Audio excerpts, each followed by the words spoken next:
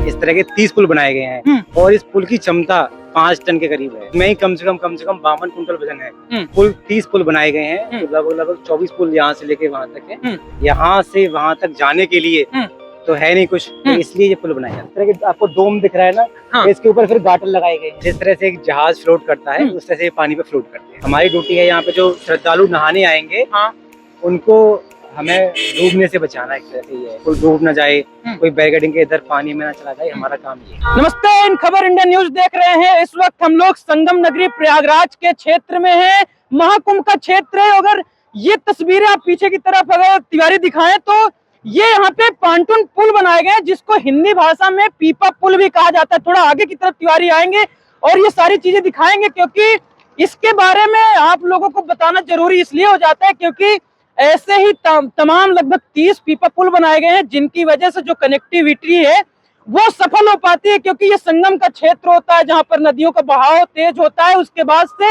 एक तरफ से दूसरी तरफ जाना संभव नहीं पाता, लेकिन ये पीपा पुल होते हैं जिनकी वजह संभव हो पाता है। और एक और वजह होती है जिनकी वजह संभव हो पाता है। यहाँ पे रवीन जी हैं जिनकी ड्यूटी लगाई गई है। इधर एनडीआरएफ के जवान भी खड़े हुए हैं जिनको यहाँ पे सारी सुरक्षा के लिए लगाए गए हैं। लेकिन ये पीपा पुल की कहानी भी बड़ी दिलचस्प है और हमने सोचा कि अगर दिलचस्प कहानी है तो ये जवान यहाँ पे खड़े हैं जिनकी ड्यूटी लगाई गई है, तो उनसे बात भी कर लेते हैं। रवीन जी अगर इधर की तरफ आए, क्योंकि ये जो नजारा है, क्योंकि दूर दूर से लोग देखने के लिए महाकुंभ में आ रहे हैं, तो ये नजारे को दिखाते हुए अगर आप बात करें इस पुल के बारे में बताइए, जो पीपा पुल बोलते हैं, हिंदी में पीपा पुल बोलते हैं।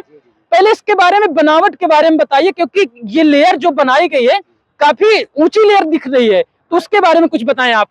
ये जी ये वाला जो आपको पुल दिख रहा है, ये इस तरह के 30 पुल बनाए गए हैं। इन्हें आप पंटून कह सकते हैं पुल, या फिर पीपा पुल कह सकते हैं। पीपा पुल, जी जी जी।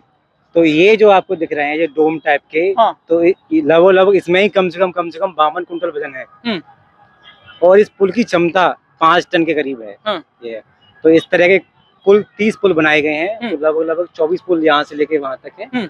संगम नौ से शुरू हुआ है और वहाँ तक इस तरह से लगभग 10 सेक्टर तक, ये इस साइड में 10 सेक्टर तक है, तो वहाँ पुल बनाए गए हैं। बाकी 3-4 पुल उस तरफ बनाए गए हैं जो कि झूसी को अरैल से जोड़ेंगे।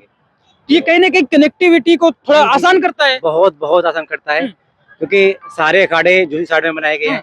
तो ये संगम क्षेत्र है, तो यहाँ से वहाँ तक जाने के लिए तो है नहीं कुछ, तो इसलिए ये पुल बनाए जाते हैं। अच्छा, ये पुल की बनावट पर बताइए, क्योंकि जैसे हम देख रहे थे गाटर लगा रखा है, फिर उस पर मिट्टी भी दिख रही है हमको, लकड़ियां भी दिख रही हैं, उसके ऊपर टीन शेड भी दिख रहा है, तो ये कैसे बनता है सारी? ये जी सबसे पहले ये जो आपको डोम टाइप का दिख रहा है ये बनाए जाते हैं, उसके ऊपर ये गाटर से कनेक्ट पास चलकर अगर बताते जाए तो वो मुझे लग रहा है थोड़ा आसानी भी हो जाएगी लोगों को समझने के लिए। ये देखिए। हाँ तिवारी, अगर आप इधर आ जाए, इधर से चीजों को दिखाएं और सर ब्रीफ करें तो वो मुझे लग रहा है ज्यादा आसान हो जाता है।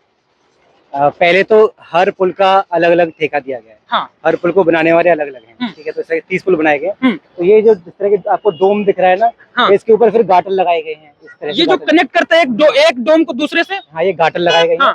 इसके ऊपर ये लकड़ी के जो पट्टे हैं वो बिछाए गए हैं। उसके बाद फिर उसके ऊपर मिट्टी डाली गई है, बालू डाली गई है। उसके बाद फिर चक्कर प्लेट है, ये बिछाई गई है। क्या वो प्लेट लोहे की होती है? हाँ, लोहे की प्लेट है। चक्कर प्लेट, ये इन्हें चक्कर प्लेट बोलते हैं या लोहे की प्लेट बोल सकते हैं। तो ये बिछाई गई है। अच्छा, ये कितना किलो वजन सह सकता है? मुझे लग रहा है किलो में टन में होगा। ये 5 टन की इसकी क्षमता है। 5 टन की क्षमता है।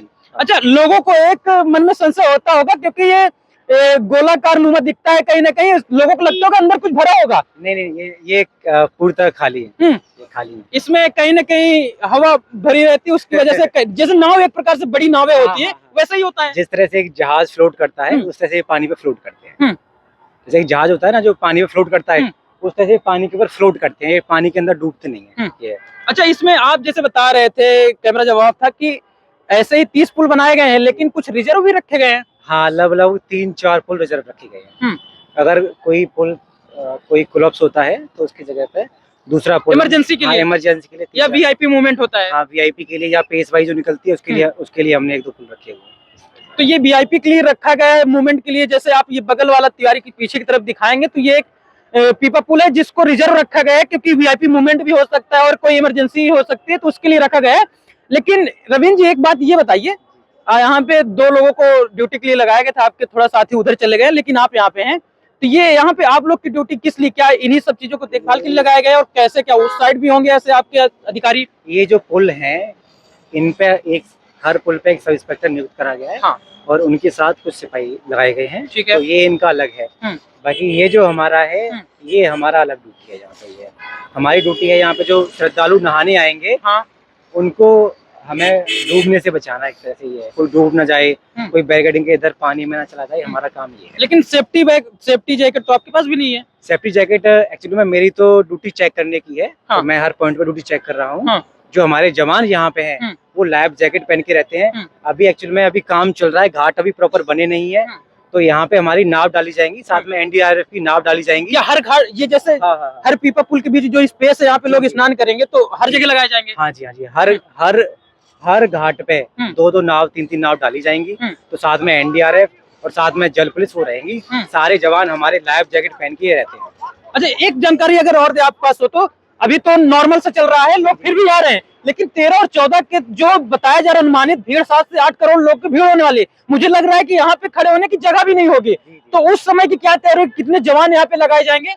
यहाँ पे लगभग 10 से 15 जवान तो जल पुलिस के रहेंगे। बाकी सिविल पुलिस के जवान बहुत ज्यादा रहेंगे। सिविल पुलिस के जवान? हाँ, वो घाट के इस तरफ रहेंगे, जो कि भीड़ को नियंत्रण करेंगे। उसके बाद हमारा रहेगा पानी के अंदर, तो हमारे जवान रहेंगे, 2-3 नावें रहेंगी, प्रॉपर कोई दिक्कत नहीं आएगी। अच्छा रविंद्र जी, ये बताइए, जैसे ये यहाँ पे एक बैरिकेटिंग टाइप लगाया गया है, तो क्या उस तरफ स्नान करने लोग नहीं जा सकते जब स्नान के लिए होगा? ऐसा है कि इधर बहाव तेज है और थोड़ा पानी गहरा भी जाता है। तो हम कोशिश करेंगे कि इस जेट्टी के इस साइड में ही लोग हमारे श्रद्धालु स्नान करें। अच्छा, पानी के बहाव की आपने बात की रविंद्र जी, हमने ये भी पढ़ा कि ये जो पानी की धारा देख रहे हैं आप, ये पानी की धारा कहीं न कहीं बटी हुई थी, लेकिन बताया गया कि आप लोग का कार्य और मशीनों का जो क्षमता होता है, उसकी वजह से ये जो पानी का बहाव है एक जगह एकत्रित कर दिया गया। और कहीं ना कहीं ये बताया जा रहा है कि आपने कब लगभग 52 बीघे जमीन एकत्रित कर ली? मुझे लगता है कि 52 एकड़ होगा। बहुत सारी जगह मेला प्रशासन ने यहाँ पे निकाली है। नहीं तो पहले गंगा जी की धारा उस साइड में थी, लेकिन अभी एक जगह पे कर दी गई है, जिससे कि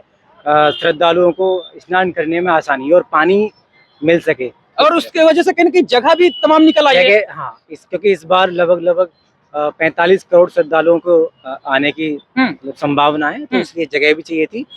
तो इस वजह से गंगा जी को एक धारा में, छोटी धारा में समेट दिया है, इसलिए आपको ये भाव तेज दिखाई देता है। अच्छा रविंद्र जी, मन में एक और सवाल आ रहा है, पीपा पुल देख के, ये पीपा पुल तो आपने बना लिया, ऐसा तो है नहीं कि वो एक जगह पे स्थायी हो गया।